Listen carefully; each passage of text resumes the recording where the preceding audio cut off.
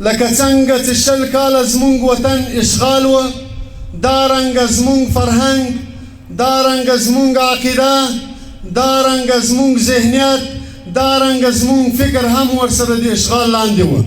کړو په نره دا وطن بیا رغونه، دا مو کړې د ملت سره ژمنه، دا چې ساده امن اخلي پارام دی، موږ کوو د هر افغان دفاع ساتنه، موږ کوو د هر افغان دفاع ساتنه.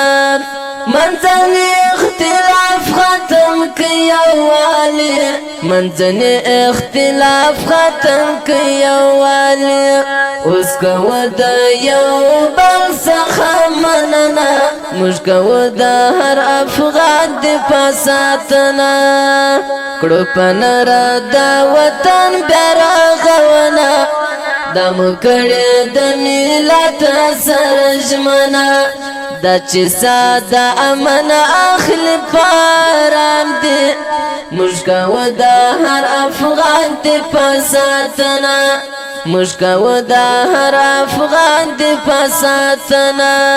کړو په نره دا وطن بیا رغونه، دا مو کړې د ملت سره ژمنه، دا چې ساده امن اخلي پارام دی، موږ کوو د هر افغان دفاع ساتنه، موږ کوو د هر افغان دفاع ساتنه.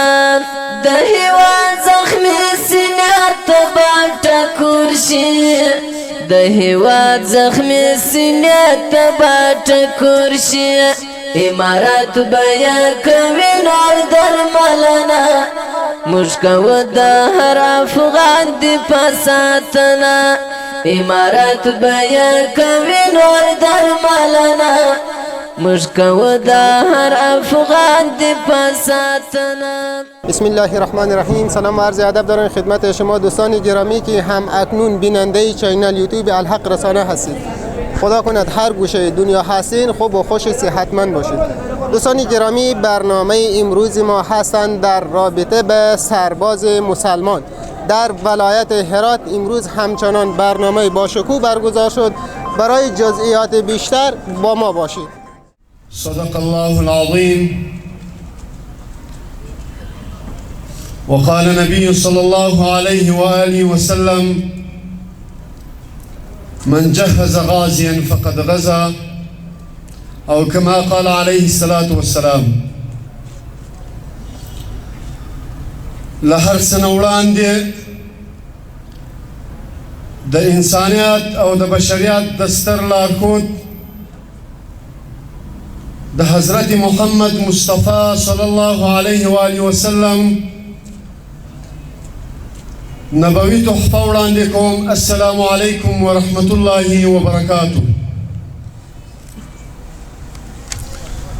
وروسته له سلام څخه د مجلس محترمو ګډونوالو، د هرات ولایت محترم رستیال صاحب، د اطلاعات و کلتور محترم رئیس صاحب،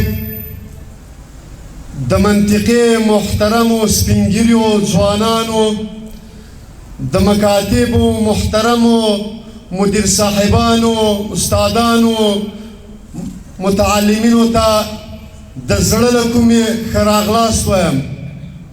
الله عز وجل دې د دغو قدمو اجرونه تاسو ته په دنیا او آخرت کې درکړي، تر څو مو د مونږه په ناچیزو الفاظو دعوت قبول کړ او دلته مو خپل د قدر وړ قدمونه راواخیستل. په دنیا کې واقعا د دې نعمت بدله له موږ سره نشته، خو یوازې به ووایو چې الله عز وجل دې تاسو ته د دنیا او آخرت خیر او برکتونه در نصیب وګرځي. دوهم قدم کې د دې مجلس هدف یوازې او یوازې دا دی چې مونږ او تاسو سره ورونه یو، مونږ او تاسو د یوه وطن د یوې خاورې اوسېدونکي یو. ستاسو خوښي زمونږ خوښي ده، ستاسو غم زمونږ غم ده، زمونږ خوښي او ستاسو خوښي دا سره مشترک دي، غمونه هم زمونږ او تاسو مشترک دي. محترمو اوریدونکو د هرات ولایت جهاد پال ولسه، زمونږ او تاسو افتخار او عزت دا په استقلال او ازادۍ او د شریعت په تحکم کې ده. موږ او تاسو ولیدل لکه څنګه چې 20 کاله زمونږ وطن اشغال و، دارنګه زمونږ فرهنګ، دارنګه زمونږ عقیده، دارنګه زمونږ ذهنیت، دارنګه زمونږ فکر هم ورسره د اشغال لاندې و. لکه څرنګه چې تاسو ته معلومه ده له کله نه چې په افغانستان باندې د کفري وحشتګرو لخوا افغانستان اشغال څه او د هغوی په مقابل کې د اسلامي امارت مجاهدینو او زمونږ عام ولس په مبارزه پیل وکړ او په دې مبارزه کې له هیڅ نوعه قربانۍ څخه دریغ ونه کړ. ولس د مجاهدینو پوره حمایت وکړه او مجاهدین د بریا راز ته ورسېدل او بالاخره د دومره لویو مشکلاتو، شفقتونو، قربانیو تحمل نتیجه دا شوه چې نن الله عز وجل یو ځل بیا په یوه آزاد خپلواک افغانستان په داسې یو نظام ونازاوه چې د الله قانون ورباندې حاکم ده. الحمدلله زمونږ هغه وعده رښتینې ده، لکه څنګه مو چې د ځان، د مال، د اهل او د عیال په قربانۍ باندې د نظام د راوستلو کوشش کاوه او د دې نظام د راوستلو د شریعت د نفاذ لپاره مو قربانۍ ورکولې، همدارنګه نن هم تعهد ما برجاست. زمونږ وعده هغه ده، زمونږ تعهد هغه ده، مونږ په هغه وعده باندې ولاړ یاستو. لکه څنګه مو چې هغلته له هېڅ نوعه قربانۍ دریغ ونه کړ، نن د دې نظام د استحکام په خاطر باندې هم له هېڅ نوعه قربانۍ څخه دریغ نه کوو. که د دې نظام د استحکام لپاره زمونږ د سرونو ضرورت سي، زمونږ د مالونو ضرورت سي، زمونږ د کورنیو د قربانیو ضرورت سي، مونږ د دې نظام د استحکام لپاره هر رنګه قربانۍ ته آماده یو انشاءالله. زه د ځانګړو ځواکونو په نمایندګۍ باندې د هرات محترم باعزته بافرهنګه ولس ته ډاډ او اطمینان او دا پیغام ورکوم چې ستاسو بچیان د ځانګړو ځواکونو په لیکو کې شپه او ورځ ستاسو د امنیت په حفاظت باندې بوخت دي او د دغه امنیت د حفاظت په خاطر باندې له هېڅ نوعه قربانۍ څخه دریغ نه کوي.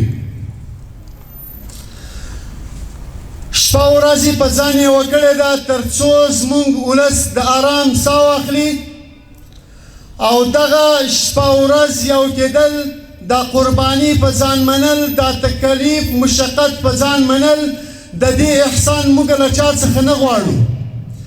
یوازې دا موږ د عبادت او د خپل شرعي مسؤلیت په خاطر دا کار کوو. د الله عز وجل په نصرت سره هیڅ دښمن ته د افغانستان او یا خارج له افغانستانه موږ به دا موقع ورنکو چې زمونږ ولس نا آرامه، زمونږ نظام د موږ د نظام په مقابل کې اخلال یا د موږ نظام تخریب یا د موږ نظام یا د موږ ولس ته خنډونه ایجاد کا. لکه څرنګه چې تاسو ته معلومه ده موږ په وار وار چې چا دا کوشش کړی ده چې د موږ ولس ته زیان ورسوي، د موږ نظام ته خنډ جوړ سي، موږ هغوی ته سر له واره غږ ماتونکی جواب د الله عز وجل په نصرت ورکړی ده. سرلوارم د هغوی دغه هدف د هغوی دغه اراده په خپله نطفه کې خنثان کړې ده. اوکې دا یوازې د موږ کار نه ده، دا د دې قربانۍ ولس د دې ولس د قربانۍ یو برکت ده چې په هره موقع له موږ سره کومک کړی ده او موږ د دوی په کومک باندې دښمن ته غاښ ماتونکی جواب ورکړی ده. دښمن خپل شوم پلان د ولس په مقابل کې د نظام په مقابل کې عملي کېدو ته نه ده پرېښودل شوی. موږ اماده یو تر څو د خپل سر د خپلې وینې د خپل ځان په قربانۍ سره د دې ولس او د دې نظام ساتنه وکړو.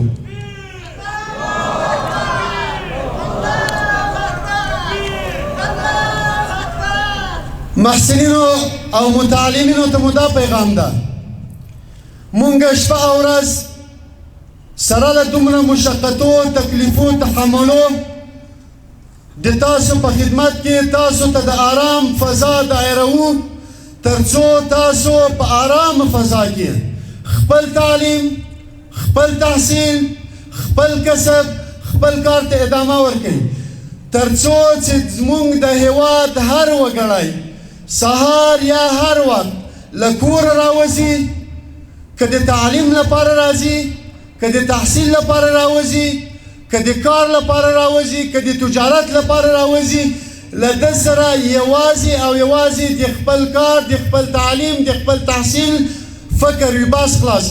له هیڅ چا سره د امن مشکل، د امن تشویش نه وي، له هیڅ چا سره دا تشویش نه وي چې مونږ به تر مکتبه ورسېږو، مونږ به تر پوهنتونه ورسېږو، مونږ به تر خپل اقتصادي مراکزو ورسېږو.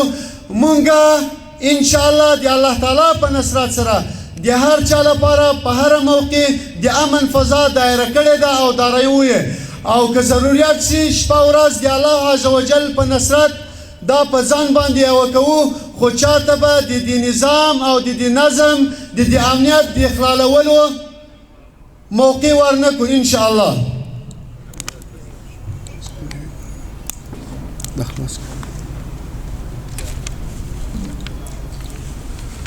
په آخر کې یو ځل بیا دا پیغام ټولو ته لرمه چې له 100% د نظام له پوره حمایت څخه ټول استفاده وکړئ او له دغه امن څخه پوره ګټه پورته کړئ، ځکه د دې په خاطر باندې چې د موږ ملت، د موږ ولس ډېر لوېدلی ده. تر هغو پورې چې زموږ تعلیم یافته د هېواد وګړي، د هېواد ځوانان د تعلیمي تحصیلي چوکاټ کې پیشرفت ونه کوي، په ځان باندې شپه او ورځ یې ونه کوي، د موږ دا هېواد په پښو نه درېږي.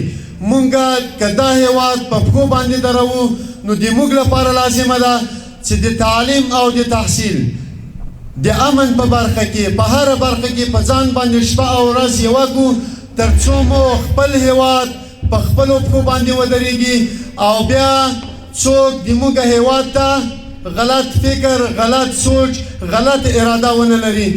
وآخر دعوانا ان الحمد لله رب العالمين.